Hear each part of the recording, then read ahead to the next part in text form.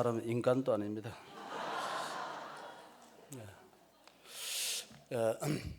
저는 한 32년 전에 영국 유학을 끝내고 울산 대암교회 조그마한 찌그러진 교회를 부임하여서 30년간 핏똥사도록 고생하다가 하나님의 은혜로 원로가 되고 기도하는 중에 용인 동백에 있는 대학원대학교 총장으로 부름을 받았습니다. 그래서 강단을 주일 설교를 떠난 지가 1년 됐습니다.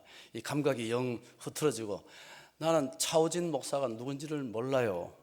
근데 저희 후임 목사님께서 아마 사역을 옛날에 같이 했던 모양입니다. 그래서 저를 실수로 소개를 한 것 같습니다.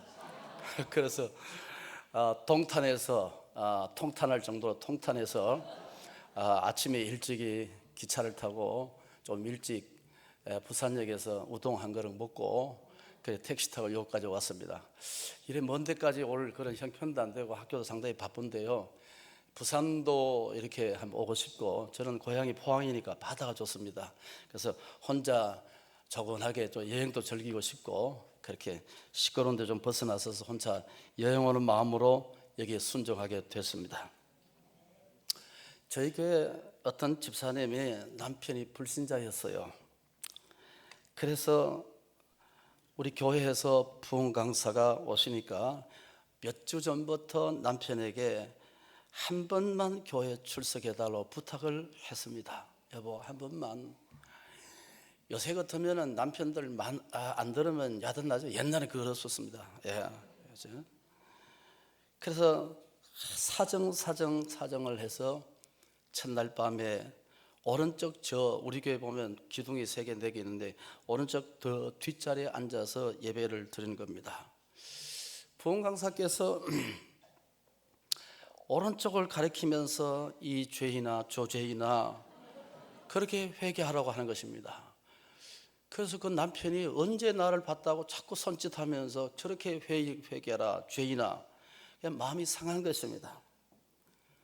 남편이 불편한 심기로 아내에게 내는 다시는 내가 교회 가나 보나. 그러니까 아내가 사정해서 또 그 다음날 저녁에 왼편에 갔다 앉았습니다. 왼편에 앉으니까 부흥 강사가 뭐라고 이야기하느냐 하면은 왼편에 앉은 염소 새끼 같은 이렇게 하는 거죠. 그러니까 왼쪽을 향해서 이렇게 또 회개하라고 외치는 것입니다. 그 다음날 저녁에 부인에게 크게 화를 내면서 당신이 목사에게 뭐라고 고자질을 해서 오른쪽에 가도 죄인이다 그러고 왼쪽에 가도 죄인이라고 그래서 안 간다고 하다가 대판 싸우고 한 번만 이제 간다고 3번째 수요일날 저녁에 뒷자리에 앉는데 어디냐 기둥 뒤에 앉아있는 것입니다. 강사가 뭐라고 말하냐면은 아담아 내가 어디 있느냐 왜 숨어 있느냐 이렇게 설교를 하는 것입니다. 그날 밤 남편은 그 말을 듣고 하나님 앞에 두 손 들고 눈물을 흘리며 주님을 만났던 겁니다. 우리 교회 집사님이에요. 이제 저는 교회가 무엇일까? 미팅 포인트 만남의 곳입니다. 교회는 만나는 장소입니다. 주님과 만나는 것입니다. 우리가 사람과 만나기 전에 가장 먼저 선결되어야 할 것이 뭐냐면 교회는 주님을 만나는 것입니다. 주님을 만나야 은혜도 받고 축복도 받고 하나님이 이 주님을 통해서 교회를 통해서 우리에게 은혜도 오고 축복도 오기 때문에 이것이 가장 중요한 것입니다. 너와 내가 만나는 것이 아니고 나와 주님이 만나는 이 거룩한 공간이 뭐냐면 교회라는 것입니다. 저는 마산 계력병원에서 오랫동안 누워 있었는데요. 마산 계력병원 가면 교회가 있습니다.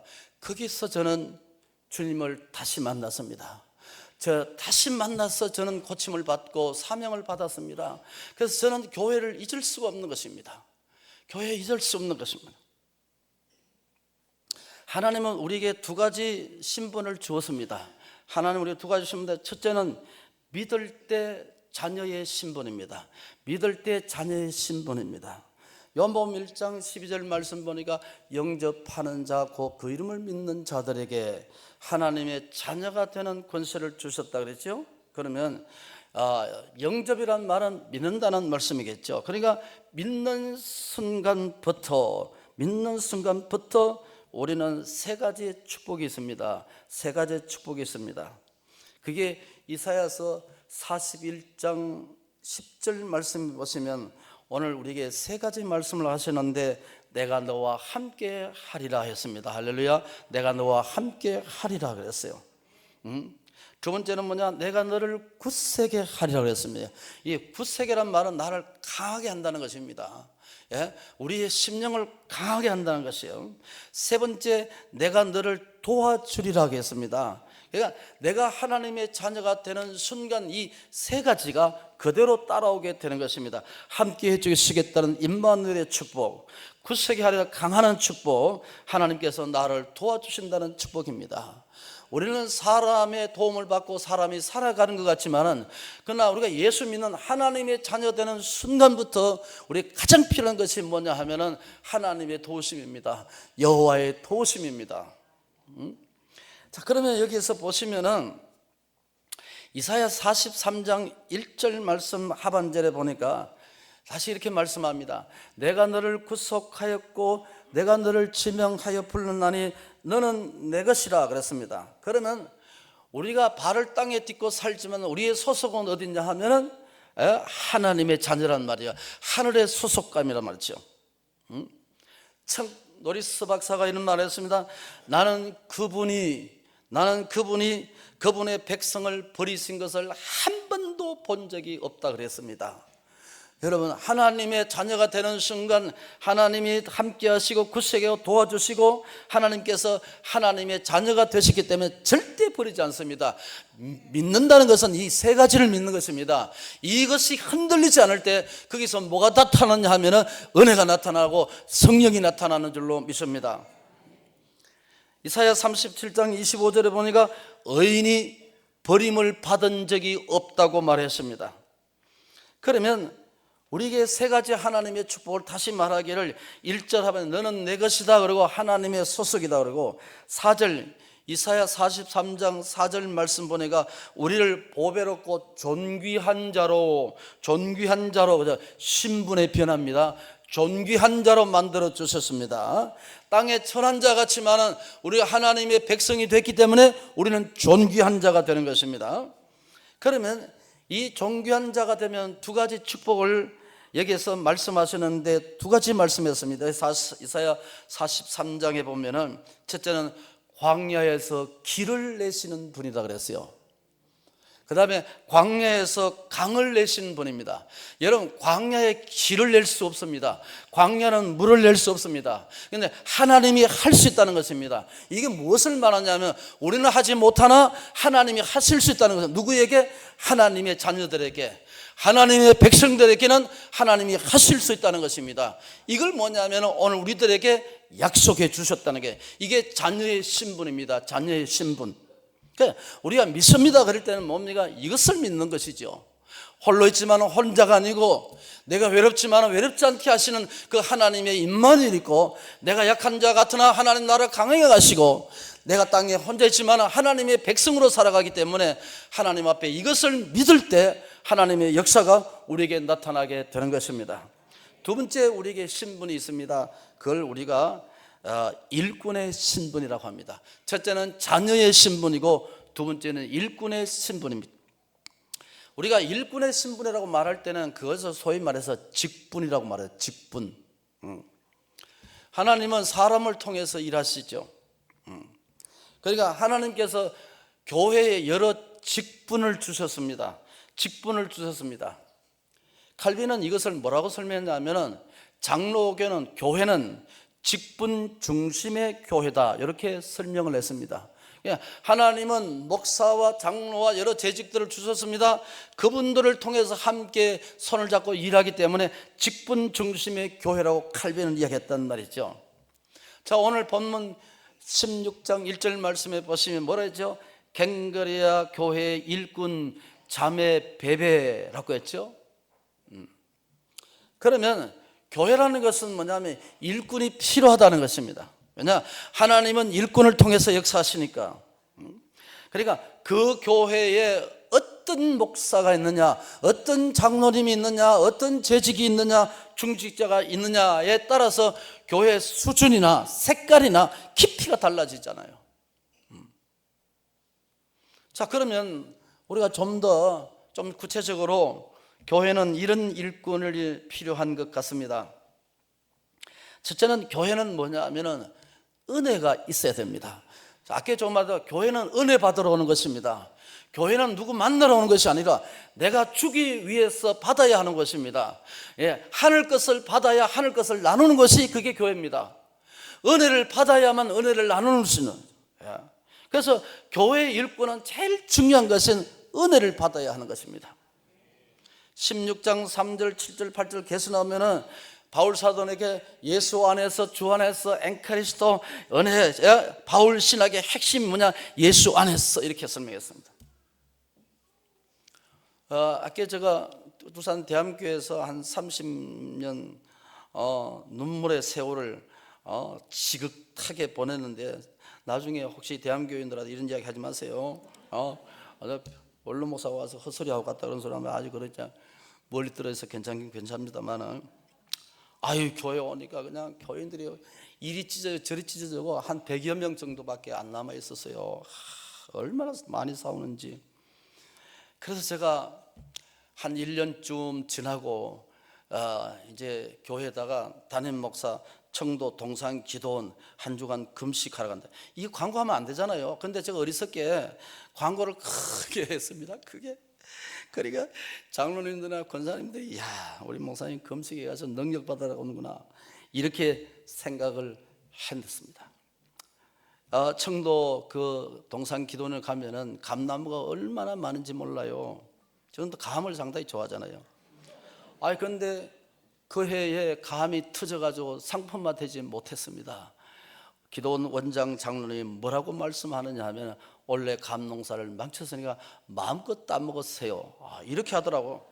세상에 금식 기도하러 갔는데 감이 눈에 아른거려서 이튿날부터 감을 따먹었는데, 그 다음날 새벽에 가니까 어느 놈이 이렇게 감을 많이 따, 지가 시부려 놓고 그래서 내가 시험 들었잖아요. 그래서 이튿날 수요일까지도 못하고 이틀날까지만 하고 집으로 돌아왔습니다. 우리 사모가 이 세상에 교인들한테 그렇게 금식한다고 큰 소리 치게, 이게 무슨 짓이냐고. 창피스럽고 강단에 서기도 부끄럽고, 이렇게 은혜가 되지 않기, 은혜를 받기 위해서 목사도 몸부림치지 않으면 목회할 수 없는 시대가 아니겠습니까? 우리가 여기에 서 있다는 것은 섬이 문제가 아니라 앉음이 문제고 엎드림이 문제가 아니겠습니까? 내가 말하기 전에 하나님과 말해야 되는 것이고, 내가 드러나는 시간은 드러나지 않는 시간에 의해서 결정되는 것이 뭡니까? 성도입니다. 많이 드러난 사람, 많이 드러나지 않는 시간을 가져야 하는 것입니다. 목사는 성도도 많이 드러나지만, 그러나 새벽과 금식과 때로는 새벽 기도를 통해서 하나님의 앞에 조곤조곤한 많은 시간을 가져야만이 여기에서 큰 소리 칠 수 있는 것입니다. 그래서 교회가 조금 안정이 되고 옮겨서 새로 정축하고, 나는 교회가 크게 부흥할 줄 알았습니다. 부흥이 안 돼요. 저희들은 주일 밤예배 드리는, 밤예배가 맞습니다. 밤예배가 맞아요. 저희는 밤예배 지금까지 아마 드린 줄 알고 있는데, 밤예배를 드리는데 이제는 교회가 부흥이 안 되니까 견딜 수가 없는 거예요. 자존심도 상하고. 그래서 어느 날 저는 주일 밤예배를 드리고 난 후에 옷을 갈아입고 울산의 뒤에 있는 바위에 올라갔습니다. 산에 올라가서 혼자 가면 곰도 나온다 그러고 무서워서 후배 둘 데리고 가서 이쪽 바위에 앉고 저쪽 바위에 앉아서, 하나님, 장씨, 한씨, 안씨, 권씨, 장씨는 장로, 안씨는 안수집사, 권씨는 권사님, 하나님 입 다물게 해주세요, 말 잘 듣게 해주세요, 이렇게 기도했습니다. 하나님 손 좀 봐서, 이렇게 기도하기는 좀 그렇고, 이렇게 그렇게 나오는데도 그렇게 안 나오지더라고. 그걸 한 주일 밤만 되면은 9시 반쯤 올라가면은 새벽에 들어옵니다. 바위 앉으면은 11월 둘째 주 시작해 18년을 했으니까, 그러니까 올라가면 춥기도 하고 덥기도 하고 겨울에는 춥기도 하고, 그래서 온몸에 핫팻을 감고 비닐을 뒤집어 쓰고 서러워서 우는 겁니다. 서러워서. 장씨 생각하면 서럽고, 안씨 생각하면 서럽고, 권씨 생각하면 서럽고. 그렇게 기도하는 가운데, 그렇게 부르짖고 바위에 앉아 기도하는 가운데 권씨들의 입이 막혀지기 시작했어요. 엉덩이 흔들고 다니는 게 막혀지기 시작하고 교회가 정리가 되고 정돈이 되기 시작했습니다. 교회가 10배까지 이게 부흥이 됐습니다. 은혜가, 내가 은혜가 돼야 은혜를 나눌 수 있고, 내가 엎드려야만이 성도가 설 수 있고, 부모가 울어야 자식이 웃을 수가 있고, 오늘 여러분들이 중직자들이 많이 울어야 교회가 웃을 수가 있고, 교회는 웃는 것이 아니라 교회는 우는 것입니다. 하나님 앞에 주의 전에서 우리의 자신을 문제를 두고 하나님에 많이 울 수 있는 그런 교회가 되기를 축복합니다. 그래도 아멘 안 하시. 하여튼 그렇게 빌립보서 3장 3절에 이렇게 말씀했죠. 성령으로 봉사하라. 즉 은혜 받고 주일하라. 은혜 받고 주일하라. 두 번째, 일꾼은 말이죠, 주의 종 목사님에게 크게 두 가지 일을 여기서 말씀해서 본문에, 첫째는 도와주는 자가 되라 그랬습니다. 그 16장 2절 말씀 보니까 베베 권사님, 바울 사도에게 보호자의 역할을 했습니다. 여러분, 목사는 절대 혼자 할 수 없습니다. 절대 혼자 할 수 없습니다. 그래서 도와주는 자가 있어야 되고 보호자가 되어야 하는 것입니다. 우리가 잘 아는 대로 아말렉과의 전쟁 때 산꼭대기에서 전쟁을 두고 모세가 팔을 올려서 기도할 때에는 승리했습니다. 이때 아론과 훌이 모세의 양팔을 붙들고 있었지 않습니까? 그러므로 주의 종은 끊임없이 기도의 손을 높이 들어야 영적 전쟁에서 승리할 수 있습니다. 여러분, 하나님께서는 기도하는 대로 이루어집니다.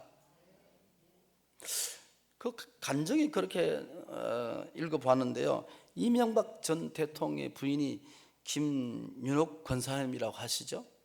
그 간증의 내용이 이런 것이 나옵니다. 서울시장 때 노무현 대통령이 청와대 아마 초청을 했는 모양입니다. 그러니까 이명박 시장께서 부부간에 이제 청와대에 들어갔습니다. 청와대 들어가니까 시장 관사하고 비교가 안 되더랍니다. 규모라든지 화려함이라든지. 그래서 이 김윤옥 권사님이 청와대 이곳저곳을 다니면서 춤을 받자 하나님 나도 다니면서 그렇게 기도했다는 거예요. 하나님 나도 언젠가는 더럽지만 그렇게 다니면서 아무도 못 보게 그렇게 춤을 못 추고 그랬다. 하나님 나도 이 자리에 앉게 해주세요. 이렇게 기도했다는 것입니다. 그대로 됐다고 그 간증책에 나와 있습니다. 그래서 기도는 뭐냐, 땅에 떨어지는 법이 없다는 것입니다. 그래서 기도에 불이 붙으면 신앙에 불이 붙습니다. 기도에 불이 붙으면 교회도 불 붙습니다. 중직자들이 불이 붙으면 교회에 불 붙습니다. 그걸 뭐라고 하냐면 부흥이라고 하는 것입니다. 부흥이 돼야 하는 것입니다. 지금 모든 교회가 부흥이 안 된다고 하지만, 그러나 지금도 하나님이 살아계시고 지금도 하나님 역사하시기 때문에 우리가 불 붙으면 교회가 불 붙습니다. 우리가 뜨거워지게 되면 청년들도 불 붙습니다. 우리가 뜨거워지면 가정도 변하기 시작하는 것입니다. 나는 이게 믿음 생활이라고 생각합니다. 셋째, 교회 일꾼은 화평하는 일에 재직들이 앞장서야 합니다. 로마서 16장 20절 말씀 보니까 하나님을 평강의 하나님이라고 했어요. 제가 조금 전에 소개한 대로 웨스트민스터 대학원대학교는 대학원대학교로서는 제일 큰 학교입니다. 그러니까 석박사만 500명 이상이 되죠. 그러니까 이만한 큰 학교는 없는데요, 가니까 교수들 사이에 늘 싸우는 것입니다. 직원들도 갈등에 있어서 도무지 이게 업무가 제대로 되지 않는 그런 상태가 되어버렸습니다. 이거 어떻게, 나는 할렐루야 아멘 믿습니다만 했지, 물론 총회장하고 학교 교수 생활은 대신대학에서 10년, 총신에서 8년을 했지만, 그러나 행정에 그렇게 잘 깊이 개입한 적은 없거든요. 이거 어떻게 되느냐. 그래서 매일 저는 목회하듯이 교수님들, 학생들, 직원들이 나의 교인들이다, 교수들이 장로님이시다, 그렇게 생각하고 새벽에 나가서서 하나님 앞에 기도했습니다. 옛날은 성도들을 위해서 기도했는데 요새는 교수들을 위해서, 직원들을 위해서, 학생들을 위해서 기도해요. 하나님, 저 못된 교수 저거 어떻게 하겠습니까? 이렇게 기도했어요. 옛날에 그렇게 기도했던 적이 있거든요. 그래서 직원들도, 그래서 매일마다 이제 성주 참외가 올라오면 성주 참외를 한 대여섯 박 사가지고 2개, 3개를 들고 교수의 문을 뚝 두드리고 교수님 드시라고 말할 것 없어요. 그러고 그걸 한 보고 악수하고 인사하고 그 자리에 나오는 겁니다. 또 다른 교수실에 들어갔어. 또 직원들 불러가지고 또 같이 점심도 먹고 이게 한 1년 동안 계속 그렇게 했습니다. 스킨십을 하는 거죠. 여러분 교인들 집에 매일 찾아가서 전도하고 신방하고 그러듯이 여러분 난 그렇게 생각했습니다. 우리 교수님들, 직원들, 학생들 그렇게 생각하고 채플 시간에 그리고 학교에 다른 선생들보다 교수들보다도 지금보다도 일찍 9시 시작하는데 저는 8시 출근해가지고 채플 시간에서 1시간 기도하고 또 퇴근할 때는 다른 데보다도 1시간 더 기도하고 가고 이런 가운데 하나님의 긍휼이 임하고 하나님의 역사가 임하고 그들의 입을 막아버리고 그들의 못된 짓거리가 막아지게 되고 그래서 지금 아주 평안합니다. 아주 평안해요. 이렇게 말했습니다. 오늘 본문에 3절과 4절에 문안하라 그랬습니다. 신방하라는 것입니다. 같이 만나는 것입니다. 같이 밥 먹으라는 것입니다. 손잡으라는 것입니다. 16절에 보면 입 맞추라 그렇게 말했죠. 그 다음에 넷째로 수고하는 자가 일꾼입니다. 6절 말씀에 그랬죠. 자, 16장 6절 말씀해 보니까 성도들을 위해서 많이 수고한 마리아 권사님인지 모르겠지만 하여튼 권사님 붙였습니다. 로마서 14장 12절 말씀에 주 안에서 많이 수고한 버시 집사님. 여러분 여기에서 우리들이 이름이 여기에서 기록될 수 있을까? 많이 수고한 마리아 권사님, 많이 수고한 버시 집사님, 이 이름 속에 여러분들의 이름이 기록될 수 있을까? 여러분 모티베이션, 동기가 무슨 뜻일까요? 켄 라이트에 의하면은 동기라는 것은 움직일 수 있는 이유, 이것을 동기라고 합니다. 헌신이 뭘까요? 내가 왜 헌신해야 하느냐는 그 동기가 분명해야 되죠. 켄 라이트는 이렇게 설명합니다. 피곤하면 잠을 자고 배고프면 먹고 목마르면 마십니다. 피곤함이 잠의 동기고 배고픔이 식사의 동기며 목마름이 마시는 행위의 동기라고 했습니다. 이러듯 사람들이 하는 모든 일에는 다 동기가 있습니다. 자, 우리가 수고한다, 헌신한다, 수고와 헌신의 동기가 분명해야 교회 발걸음이 뭐냐면 나락갈 듯 이샤라 그러는데 나락갈 듯한 발걸음이 되는 것입니다. 교회 오는데 천근만근 그런 발걸음 오는 것이 아니라 하나님 앞에 내가 왜 헌신해야, 내가 왜 충성해야 하느냐는 그 동기가 분명해야 된다는 것입니다. 다시 존 칼빈의 기독교 강해에 보면은 하나님께서 성도들에게 능력 주실 때 이유가 있습니다. 하나님께서 어떨 때 능력을 주시고 어떨 때 은사를 주느냐 하는 것입니다. 그러니까 주의 몸된 교회와 관련이 있을 때 하나님이 은혜와 능력을 주신다는 겁니다. 자, 직분을 감당하기 위해서 하나님 은혜 주세요. 직분을 감당하기 위해서 나에게 건강을 주세요. 직분을 감당하기 위해서 하나님 지혜도 주시고 하나님 은혜도 주시고, 이게 정상적인 기도라는 겁니다. 그러니까 내가 기도하고 바라는 것들이 하나님의 영광과 교회와 어떤 관련이 있을 때 하나님이 역사하더라는 것입니다. 제가 이제 담임 목사직을 그만둔 지가 한 1년 훨씬 넘었습니다. 목회할 때 영역 상태하고 총장으로서 영역 상태가 많이 차이가 납니다. 그러니까 저는 대한교회에서 새벽기도 1부, 2부, 그 다음에 뭐 철학기도 자주 하지요. 금식기도 자주 하죠. 그 다음 늘 설교해야 되는 기도해야 되잖아요. 그러니까 영역이 있을 수밖에 없지요. 근데 총장은 그렇지 않다는 말이죠. 그러니까 어디 가서 설교하더라도 이게 맥이 없는 것 같습니다. 새벽기도 저희가 1부, 2부 한다 그랬는데요. 어느 날 젊은 여집사님 애를 둘 데리고 지나가는데 왜 새벽기도 안 나오고 자빠져 자느냐 그러니까 저는 새벽기도 안 나온 분을 자빠져 잔다 그런 말을 해가지고 시험 드는 사람이 있어가지고 교회 한 가정이 나갔습니다. 그러니 많이 그래가지고 그래서 나는 못 나가요 5시는. 그러가 6시에 그 다음 주를 만들었습니다. 그 뭐 당연히 할 것도 없지 않습니까? 목사가 한다는데 그 6시 지금까지도 안 나온답니다 그 집사님은. 제가 죽을 고생했습니다.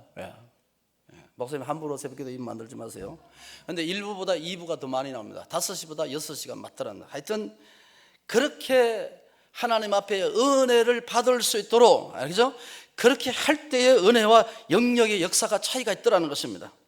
그러면 성도들도 뭐냐 하면 하나님 내가 이 사명을 감당하기 위해서 은혜와 능력을 달라고 하는 순간 이 은혜와 능력은 뭡니까? 여러분의 가정과 여러분의 삶의 현장에 그대로 같이 동일하게 역사합니다. 교회만 역사하는 것이 아니라, 여러분 주의 종들이 목사들이 복을 달라 그럴 때 교회 복입니다 1차적으로. 그러나 성도들은 교회 복이지만, 그러나 여러분의 1차적인 복은 교회지만, 그러나 어딘가 여러분의 가정입니다. 자녀들입니다. 여러분 권사님 집사님들이 하나님 나에게 능력 주세요. 왜 능력이가? 기도 잘하게다. 그 밥맛 떨어진 기도입니다. 그게 말고 잘 먹고 잘 사는 겁니다. 그리고 돈 많이 벌어서 11조 많이 하는 거. 아마 희한한 사람들이나 얘기를. 그럼 그런 소리 안 하겠습니다. 넘어가겠습니다. 5째, 교회 일꾼은 헌신 충성하는 자가 이에게서 전문가가 되라, 프로페서가 되라는 겁니다. 피터 드러커라는 사람이요, 리더의 자질을 이렇게 설명했습니다. 자기가 해야 할 사명에 집중하는 것이다. 이런 책이 나와 있습니다. 혼돈 시대의 탄생, 이래가지고 미국의 대통령의 4명의 리더십을 엮어서 낸 책입니다. 그게 보면은 리더는 타고나는가 아니면 리더는 만들어지는가 이렇게 물었습니다. 리더는 뭡니까? 만들어져 가는 것이라고 했습니다. 그러니까 소위 말해서 make it up이라 해가지고 셰핑 up이라고 그럽니다. 자, 주의 몸된 교회의 헌신자로 완벽하게 준비된 사람은 없습니다. 아주 쓸모없는 사람이라도 하나님 앞에 계속하다 보면은 뭡니까? 그게 만들어지고 다듬어져 나가는 것입니다. 다시 피터 드러커의 미래 경영이라는 책에서 이렇게 말했죠. 앞으로 우리가 살아야 할 세상은 천재적인 능력이 아니라 성실성을 바탕으로 하는 전문성의 확보다 그랬습니다. 자, 우리가 교회 헌신의 전문가가 되어야 된다는 거예요. 자, 일본 전통 악기인 사미센의 최고 명인에 관한 내용의 신문에 조그마한 내용이 났습니다. 그녀는 태어날 때부터 앞을 보지 못하는 맹인이었습니다. 사미센을 연주하고 음식 동량으로 생을 연명하면서 사미센을 연주의 최고수가 되었다는 이야기입니다. 그녀의 모토는 목숨을 걸고 연주한다는 겁니다. 어느 추운 겨울밤 남의 집 대문 앞에서 주인이 나와 적선해 주기만을 바라는 마음으로 한 곡, 두 곡을 연주할 때, 즉 자신의 생애가 연주 솜씨에 달렸다는 절박한 심정으로 연주를 하다 보니까 일본 최고의 사미센의 명인 자리까지 오르게 됐다는 내용입니다. 여러분, 우리의 절박한 마음, 여러분 기도의 핵심이 뭡니까? 절박한 마음이죠. 기도의 핵심은 절박한 마음입니다. 우리의 절박한 마음으로 하늘 궁전을 두드리는 거룩한 각설이가 되어야 합니다. 이거 먹지 못하면, 이거 동양받지 못하면 굶어 죽는 것이고, 내 여동생까지도 굶어 죽는다는 사실을 알고 한 줌의 살이라도, 한 줌의 밥이라도, 음식이라도 가져가지 못하면 그날은 굶어 죽는 그런 상황 속에서 그는 최고의 연주, 최고의 열심으로 연주했다는 겁니다. 여러분, 이걸 우리가 주의 몸된 교회라고 합니다. 주의 몸된 교회라고 합니다. 여러분, 이걸 뭐라, 교회를, 이 세상에 하나님은 두 가지 신적인 기관을 만들어서, 하나는 가정입니다. 두 번째는 교회입니다. 신적인 기관은 하나님이 직접 만들었다는 뜻입니다. 그러니까 교회를 함부로 찢어버리면 뭡니까? 여러분, 목사의 성도들의 가장 큰 죄는 뭐냐면은 목사를 지글 떼버리고 제명출교시켜 보냅니다. 제명출교는 우리 헌법 장로교 헌법 3장 5절 6절 말씀에 가면 뭐냐 하면은 교회를 함부로 찢어버린다든지 교회를 가른다든지 교회를 해달 주면은 그게 뭡니까? 최고의 징벌입니다. 가정도 이것이 뭐냐? 하나님이 직접 만든 것에 대해서 두렵고 떨림으로 이게 예수입니다. 이게 그냥 교회가 아니란 말이야. 하나님이 계시는 곳단 말이죠. 아멘 좀 하도록 부탁하겠습니다. 네. 그러니까 주의 일에 전심으로, 그러니까 하나님이 살아계신 전심으로 헌신할 때 이게 뭡니까? 하나님이 우리를 기뻐 받으시는 겁니다. 기뻐 받으시는 거. 영국에 제가 유학을 했지 않습니까? 여러분 참고하세요.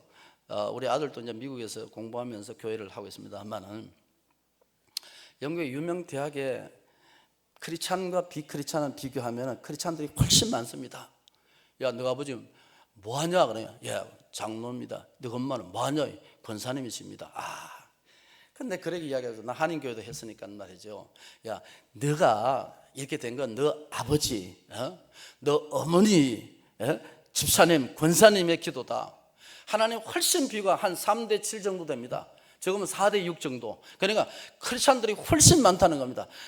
나 그렇게 생각하면서 뭐냐면 하나님의 보상이다. 하나님 리워드 하나님입니다. 우리가 여기서 평생 충성하고 평생 헌신하는데 우리가 받아는 게 뭐가 받아갈 수 있습니까? 여러분의 자녀들을 통해서 신앙의 명문 가정에 축복의 때를 수 있는 그런 가정이 되기를 축복합니다. 내가 남성교회에서 여기 여성들 많은 남성교회인데 남성교회에서 평생 하나님을 섬기면서 하나님 나에게 평생 성명이 남은 것이 뭐냐고 할 때 여러분 뒤돌아봤을 때 여러분 후손들이 우리 정조 할아버지 할머니 우리 할아버지 할머니 때문에 내가 살아간다고 말할 수 있은 그것이 뭐냐면 하나님의 최대 축복입니다. 거룩한 각설이가 되고 하나님 축복하지 않으면 안 된다는 그런 절박한 심령들이 있기를 축복합니다. 교회 일꾼은 서로 사랑하는 겁니다. 얼마나 자주 들었어요. 하나님께서 우리를 사랑하신 너희도 서로 사랑하라. 이런 책이 있습니다. 맥스 비범이라는 책인데요. 행복한 위선자. 맥스 비범 행복한 위선자. 조지 헬이란 귀족 출신의 악인이 있었습니다. 그는 난폭했고 얼굴까지도 흉하게 생겼습니다. 조지 헬은 제니 미어라는 예쁜 여인을 짝사랑하게 됩니다. 조지는 그녀에게 자주자주 청혼을 합니다. 그러나 예쁜 제니 미어는 저는 어려서부터 성자의 얼굴을 한 사람과 결혼을 하고 싶다고 기도해 왔습니다. 당신까지 못생긴 놈하고 난 압니다. 이러니까 조지는 청혼을 거절당하고 난 후에 이 세상에 제일 거룩하게 보이며 멋진 가면을 준비를 했습니다. 이 가면은 아주 정교해서 조금도 의심을 갖지 못했습니다. 그리고 자신이 가면을 쓰고 있다는 사실을 알고 있는 사람은 자신과 가면을 만들어준 사람, 가면을 쓰고 나올 때 옛날 여자친구 갬복이라는 여자친구인데 이게 마침 보았다는 말이죠. 들어갈 때 나올 때 완전히 모습이 달랐으니까 그러니까 이 갬복이가 알았단 말이죠. 조지 헬은 가면을 쓰고 제니미에게 다시 찾아가서 사랑을 고백하고 결혼을 하게 됩니다. 그의 결혼 생활은 아주 행복했고 아내에게도 정성을 다해서 사랑하며 행복한 결혼 생활을 하고 있었습니다. 그런데 어느 날 과거 조지와 사귀었던 여자친구 갬복이가 남편이 가면을 쓰고 있다고 폭로를 한 것입니다. 아내가 남편을 불렀습니다. 남편의 가면을 벗기기 시작합니다. 이제 자기의 모든 행복이 깨지는 순간이었다고 생각했습니다. 그런데 그게 험악한 옛날의 얼굴이 아닌 가면과 똑같은 인자하고 멋진 모습으로 변해있는 자기의 모습이 나타났습니다. 이 소설은 우리에게 무엇을 말씀할까요?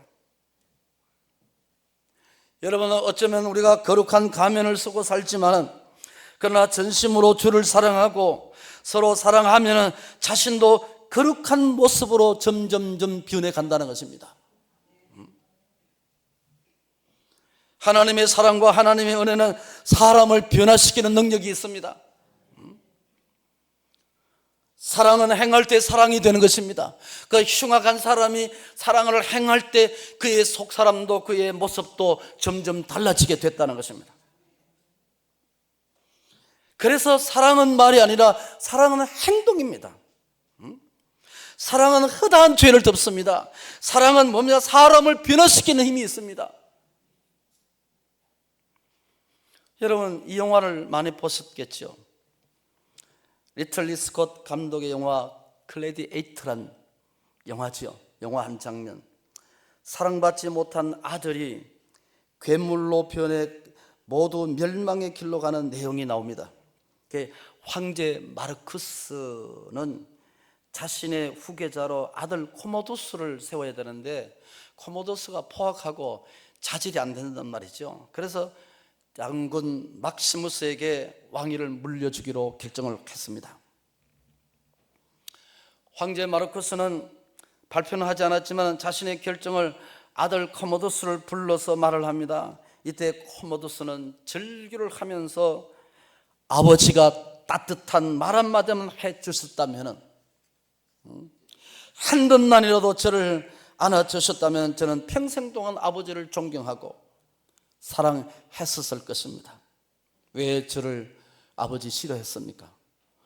왜 저를 아버지께서 한 번도 안아주지 않았습니까? 그리고 뺨을 치면서 누워있는 그 황제 아버지의 목을 졸라서 죽여버립니다.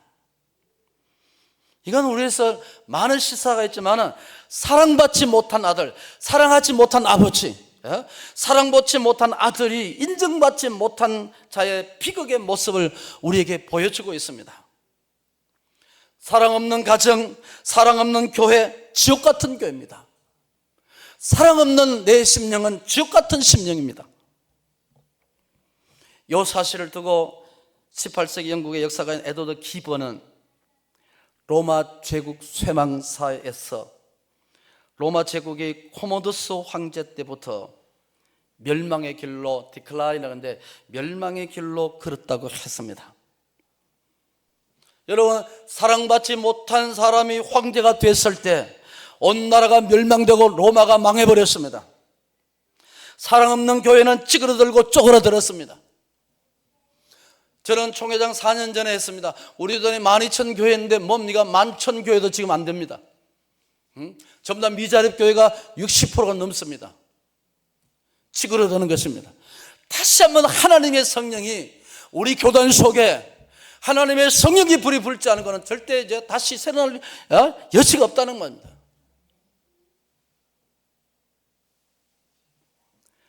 어느 공동체는 하나가 되려면 목적과 목표를 공유해야 합니다. 자, 우리 부흥합시다.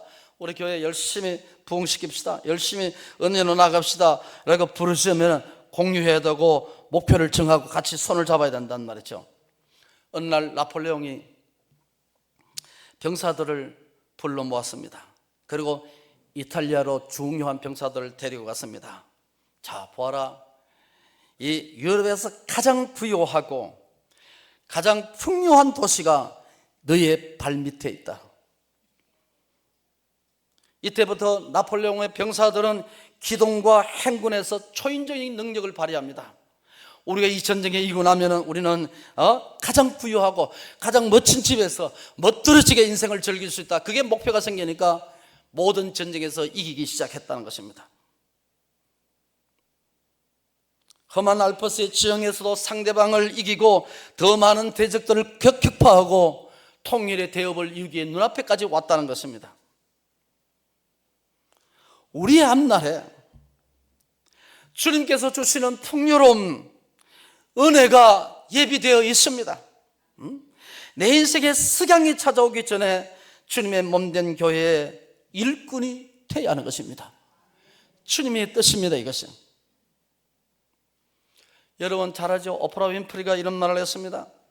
Treat today like a gift라고 했어요. 오늘에 난 선물을 낭비하지 말라 그랬습니다. 저는 목회 열심히 하다 보니까 제가 언제 70이 된지, 제가 72세입니다 지금. 아유, 언제 내가 이렇게 됐는지는 몰랐어요. 아유, 살아있을 때, 현지에 있을 때, 은퇴하기 전에, 그렇다면 지금 더 내가 좀 더 기도 많이 하고 좀 더 교회를 잘 섬길 걸. 여러분, 때가 늦으면 때는 늦으리, 때는 늦으리, 그런 노래도 있지 않습니까? 그래서 오프라 윈프리는 말했습니다. This moment is gift. 이 순간이 선물이다. 이 순간은 선물입니다. 내가 여기 앉아있으면 선물이고, 내가 목사, 장로, 집사, 권사 재직된 것이 하나님의 선물입니다. 가장 귀한 선물이죠. 그러면서 윈프리가 이 말하죠. You eat well, 그러죠. You eat well, 그러죠. 현명하게 활용하라 그랬습니다. You eat well, 그러죠. 여러분, 오늘도 살아있음에 감사하고 당연한 것은 없습니다.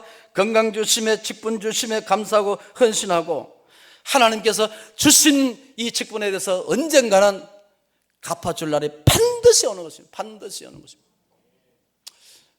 우리 주변의 선후배 관계에서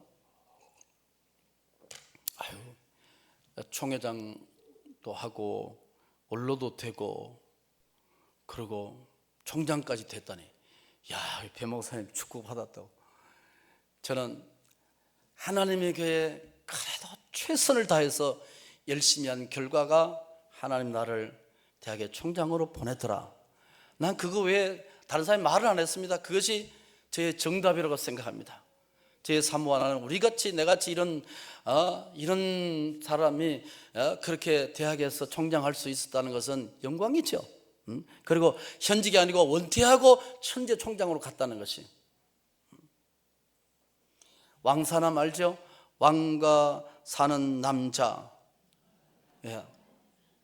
영화를 보는 곳곳에서 새어나오는 울음소리를 저는 들으면서 단종을 마주한 순간만큼은 의를 세우지 못하고 외면해온 우리 자신의 모습을 돌아보게 하는 것이라고 한번 생각해 보았습니다. 영화의 마지막 장면에 어몽도가 의로운 일을 하고 화를 당하는 것은 내가 마음에 달게 여기는 바요, 선을 행하다가 화를 입는 것은 내가 달게 받겠다는 것입니다. 의가 사라지는 세상에, 헌신과 충성이 사라지는 세상에 말만 번지르하게 하는 충성, 헌신, 그걸 우리가 다 버려버리고 우리의 가슴이 식어지면서 주를 향한 헌신도 충성도 사라져가는 모습을 바라보면서 내가 회개할 수는 없을까? 다시 우리가 헌신의 자리로, 다시 우리가 충성의 자리로 돌아올 수 없을까? 시대가 아무리 이렇게 변한다 할지라도 하나님의 교회, 하나님의 살아계심은 여전한데, 이곳에서 하나님 나를 사랑하시고 이곳에서 이 교회를 축복하시는 하나님의 은혜를 보고 이 교회에서 불같이 일어나는 부흥을 체직들이 볼 수 있다는 것이 하나님 여름을 세운 목적이 아니겠습니까? 저도 우리 교회 장로님이 한 15분 계시는데, 그 당대표였던 김지연 장로님이 부산 출신이죠. 태어나기는 울산에서 태어났지만 옛날에 동고등학교인가 이런 나와서 여기서 부산서 이제 고등학교, 중학교 나오고 이제 서울보대 나왔었는데 우리 교회 장로님이시죠. 그 장로님들한테 제가 딱, 죄송합니다, 장로님 시험 들지 말기를 바랍니다. 시험 들기는 말고 나 가면 그만해죠. 그 장로님한테 제가 딱 했어요. 목사의 은혜, 목사의 설교에 은혜 못 받는 사람 있더라. 그래서 성가대 은혜를 받아야 되지 않겠어요? 그래서 성가대 손만 흔들지 말고 새벽기도 종종 나와주라. 성가대 은혜가 돼야 된다. 여기 뭐하러 가운 입고 서 있느냐. 세 번째는 장로님의 기도에 은혜가 돼야 된다. 그래서 장로님의 기도는 2분 넘어가지 않도록 당회할 때마다 장로님 지난주에 길었습니다. 얼굴이 팍 이러다 길었습니다. 이렇게 해가지고 장로님들이 새벽기도 안 나오면 그날 자기 순서에 강단에 올라오지 못하도록 그렇게 5년 동안 외쳤습니다. 장로님들이 새벽 기도하고 기도하는데 얼마나 은혜가 되는지, 목사 설교보다 은혜 아멘 소리 더 크더라. 그러면 안 되는데, 예. 여러분 담임 목사 설교보다 부목사 설교 아멘 소리 크게 하면 그게 죄인입니다. 예. 그렇더라. 그 성도들이 장로님의 설교에 기도에 은혜를 받으니까 얼마나 좋아요. 얼마나 설교가 잘 됩니까? 성가대도 은혜가 되니까 얼마나 좋습니까? 그래서 교회는 뭡니까? 은혜 받는 것입니다. 하나님을 만나는 것입니다. 직분들이 은혜 받고 충성하는 것입니다. 이것이 뭡니까? 하나님의 교회를 세우는 것이고 우리를 직분자로 세우신 하나님의 뜻입니다. 이 뜻을 이루어서 남성교회가 불같이 일어나고 여성교회가 불같이 일어나게 되고, 세상 이름 희한하죠. 예. 나는 우리 차우진이가 어떤 목사님인지 몰라요. 전임 목사님은 알아요. 왜냐, 저보다 누구지 이름? 이선유. 예, 이선유. 그 여자 이름 같이 이제 저보다 1년 선배가 아마 2년 선배 정도 될 거예요. 예. 친하게 지냈거든요. 여기는 오지 않았지만. 목사님이 이렇게 잘생긴 줄 처음 알았어요. 예.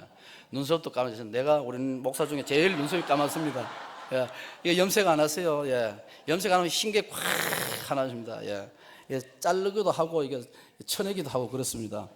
예, 목사님 참 좋으시네요. 장로님들, 좋으신 장로님들, 교회 다시 한번 부흥의 불길을 이 부산에서 모험적인 교회를 한번 만드십시오. 목사 혼자서 안 됩니다. 예, 신명나게 기도할 수 있도록 그리고 하나님 앞에 열심히 기도하여서 남성교회 크게 부흥할 수 있는 그러한 역사의 일을 예수의 이름으로 축복합니다. 아멘 하는 사람 인간도 아니야. 기도하겠습니다. 하나님 아버지, 영광 받으시고 축복 받으시는 거룩하신 은혜가 이 남성교회를 통해서 우리 장로님들, 권사님들, 안수집사님들, 재직들에게 모두